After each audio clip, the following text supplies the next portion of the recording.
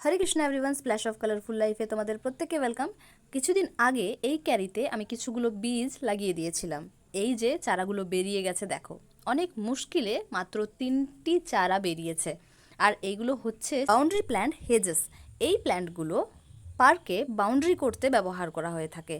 Park ছাড়াও আরও অনেক জায়গা আছে যেগুলোতে এই প্ল্যান্টগুলো ব্যবহার করা হয়। তারপরে এই প্ল্যান্টগুলোকে অনেক বড় করে সেগুলোকে কাটিং করে নানান ধরনের শেপও দেওয়া হয়। এই যে ছোট্ট ছোট্ট চারাগুলো তোমরা দেখতে পাচ্ছ, এগুলো হচ্ছে মোরগ ফুলের চারা। আমি ভাবলাম যে থাক, এরাও থাক আর ওরাও থাক, দুজনে মিলেমিশে থাকলে ভালোই হবে। তাই এই ভেবে লাগিয়ে দিয়েছিলাম এই ক্যারিতে। তারপর কিছুদিন নিজের কাজে ব্যস্ত থাকার ফলে এই গাছগুলোকে আর দেখা হয়নি। তারপর যখন হঠাৎ করে আমার নজর পড়লো ক্যারির ওপরে, তখন দেখলাম এ কি অবস্থা, এই ক্যারিতে তো শুধু মোরগ ফুলেরই গাছ রয়েছে, আর আমার হেজেস গাছগুলো গেল কোথায়? অনেক খোঁজাখুঁজির পর দেখতে পেলাম তারা তো এখনও সেই একই ছোট অবস্থাতেই রয়ে গেছে।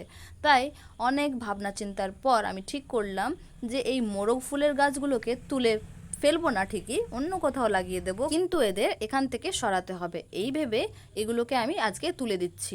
আর ফেলতে খুব দয়া লাগছে, কারণ মোরগ ফুলের গাছগুলোর কালারটা একবার দেখো, কি সুন্দর কম্বিনেশন, তাই না? এত সুন্দর গাছগুলোকে কি আর ফেলে দেওয়া যায়? তাই ভাবলাম সবগুলোকে যত্ন সহকারে তুলে অন্য কোথাও বসিয়ে দেব।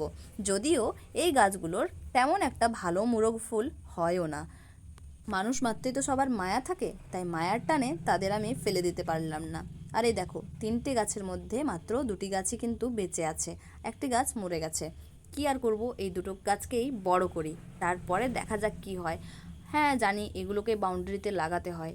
এই ধরনের গাছ যেহেতু আমি প্রথমবার বীজ থেকে রোপণ করছি, তাই আমি তো আর একদম ডাইরেক্ট বর্ডারে এদেরকে ফেলে দিয়ে রোপণ করতে পারি না। তাই আমি এই ক্যারিতে প্রথমে ট্রায়াল করে দেখলাম। আজকে এতটাই, দেখা হবে অন্য ভিডিওতে। ততক্ষণের জন্য হরে কৃষ্ণা, হরি বল।